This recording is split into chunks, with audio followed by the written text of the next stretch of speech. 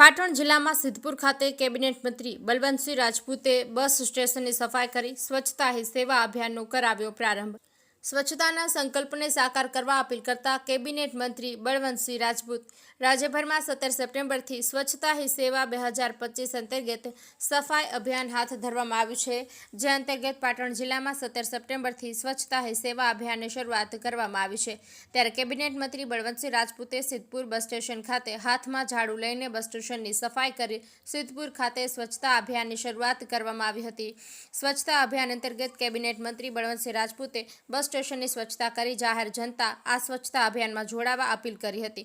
મંત્રીએ સ્વચ્છતા કર્મીઓની સેવાઓને બિરદાવી હતી। સ્વચ્છ અભિયાન આપણા સૌનો પ્રસંગ છે અને જેથી સ્વચ્છ ભારતના મિશનમાં જોડાવા માટે સિદ્ધપુર નગરજનોને અપીલ કરવામાં આવી હતી। આ અભિયાન અંતર્ગત કેબિનેટ મંત્રી બળવંતસિંહ રાજપૂતની અધ્યક્ષતામાં સ્વચ્છતા હી સેવા અભિયાન અંતર્ગત સૌએ સ્વચ્છતાના શપથ લઈ સ્વચ્છતાના સંકલ્પને સાકાર કરવા પ્રયત્ન કરવો જોઈએ। આ પ્રસંગે રાજ્યના સાંસદ મયંકભાઈ નાયક, સિદ્ધપુર નગરપાલિકા પ્રમુખ અનિતાબેન પટેલ, નગરપાલિકા ઉપપ્રમુખ સોનલબેન ઠાકર, સિદ્ધપુર અને પાટણ એપીએમસી ચેરમેન અનુક્રમે વિષ્ણુભાઈ પટેલ, સ્નેહલભાઈ પટેલ, સંગઠનના આગેવાનો રમેશભાઈ સિંધવ, નંદાજી ઠાકોર, શંભુભાઈ દેસાઈ ઉપરાંત પદાધિકારીઓ, આગેવાનો અને સફાઈ કર્મચારીઓ ઉપસ્થિત રહ્યા હતા। Bureau report, news of Patan. આજે આદરણીય પ્રધાનમંત્રી નરેન્દ્રભાઈ મોદી સાહેબ એમને 75મું વર્ષ એમના જન્મદિવસની ઉજવણી પ્રસંગે સમગ્ર દેશની અંદર 15 દિવસનું પખવાડિયું ઉજવાય છે, એટલે 17 તારીખથી 2 તારીખ 2 ઓક્ટોબર સુધી।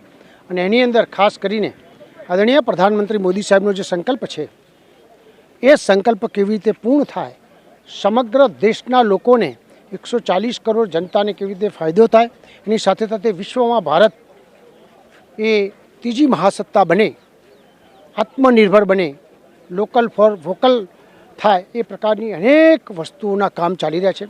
ગુજરાતના મુખ્યમંત્રી આદરણીય ભૂપેન્દ્રભાઈ પટેલ સાહેબે 1.5 લાખથી વધારે પ્રસંગો કરીને સમગ્ર ગુજરાતમાં કહી શકાય કે આટલી મોટી સેવાકીય સંસ્થા કોઈના જન્મદિવસે થઈ હોય તો આદરણીય પ્રધાનમંત્રી નરેન્દ્રભાઈ મોદી સાહેબનો છે આ એક વિશ્વ રેકોર્ડ છે। અને એના ભાગરૂપે આજે સિદ્ધપુરમાં સ્વચ્છતા અભિયાનનો કાર્યક્રમ રાખવામાં આવ્યો હતો। અમારા રાજ્યસભાના સભ્ય મયંકભાઈ, મારા પાર્ટીના વિશિષ્ટ આગેવાન નંદાજીભાઈ, બધા જ આગેવાનોએ ભેગા થઈને આજે એક શપથ સાથે અહીં આગળ સ્વચ્છતા કરીને એક ઉદાહરણ પૂરું પાડીને એક સંકલ્પ કર્યો છે કે હું મારા જીવનમાં 1 વર્ષમાં 100 કલાક આપીશ, દર અઠવાડિયે 2 કલાક આપીશ। સ્વચ્છતા એ આપણા માટે બહુ જરૂરી છે।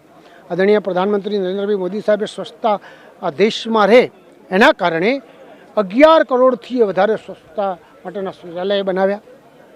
અનેક પ્રકારના સંકલ્પો લઈને આજે ભારત ધીમે ધીમે આદરણીય જે આપણા રાષ્ટ્રપિતા ગાંધીજીનું જે સપનું હતું એને આદરણીય પ્રધાનમંત્રી નરેન્દ્રભાઈ મોદી સાહેબ એ જ એનાથી એ વધુ ગતિથી આજે સ્વચ્છતા માટેના કાર્યક્રમો થાય છે, એના ભાગરૂપે આજે લેવાયા છે। આપ સૌના માધ્યમથી હું પણ બધાને અપીલ કરું છું કે આપણાથી શરૂઆત કરી, આપણા ઘરથી શરૂઆત કરી, આપણા મહેલાથી શરૂઆત કરી, આપણી સોસાયટીથી માંડીને બધા જ ક્ષેત્રમાં સ્વચ્છતા એ આપણા માટે મહત્ત્વની છે। આપ સૌનું યોગદાન રહે એવી આપ સૌને મારી વિનંતી છે।